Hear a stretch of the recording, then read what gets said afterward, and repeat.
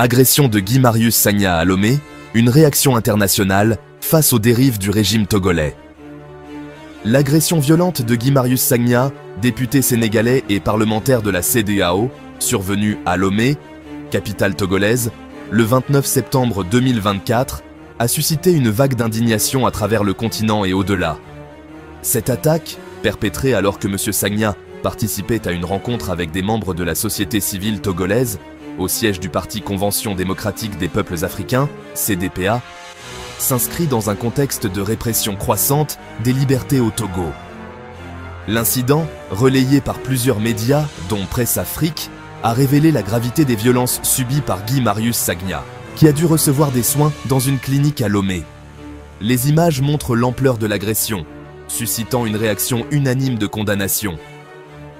Parmi les premières réactions figure celle de la plateforme « Touche pas à ma constitution », un regroupement de partis politiques et d'organisations togolaises. Dans un communiqué ferme, elle a dénoncé les miliciens violents responsables de l'agression et déploré la tentative de museler un député qui s'était exprimé contre les dérives autoritaires du régime togolais lors d'une session de la CEDEAO à Abuja.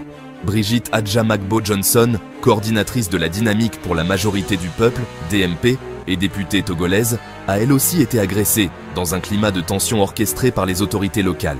Le Front Touche pas à ma constitution a souligné l'importance du dialogue entre parlementaires et citoyens au sein de la CEDEAO et a rappelé que cette mission décentralisée faisait partie des prérogatives légitimes de M. Sagna. Il a ainsi dénoncé une violation grave des principes de libre circulation et d'intégration régionale prônés par la CEDEAO, ainsi qu'une atteinte à la liberté d'expression et de réunion, pilier de toute démocratie. Face à cette agression, les réactions se sont multipliées. Les organisations de la société civile togolaise ont exigé la suspension du Togo de toutes les institutions parlementaires internationales, appelant à des sanctions sévères contre les autorités togolaises. L'organisation Afrikajom, dirigée par Alioune Tine, a appelé à l'ouverture immédiate d'une enquête judiciaire pour identifier et punir les responsables de cette agression. Le Sénégal n'a pas tardé à réagir via son ministère de l'intégration africaine et des Affaires étrangères, qui a exprimé sa consternation et condamné cet acte. Le ministère a assuré qu'il prendrait toutes les mesures nécessaires pour garantir la protection diplomatique de M. Sagna.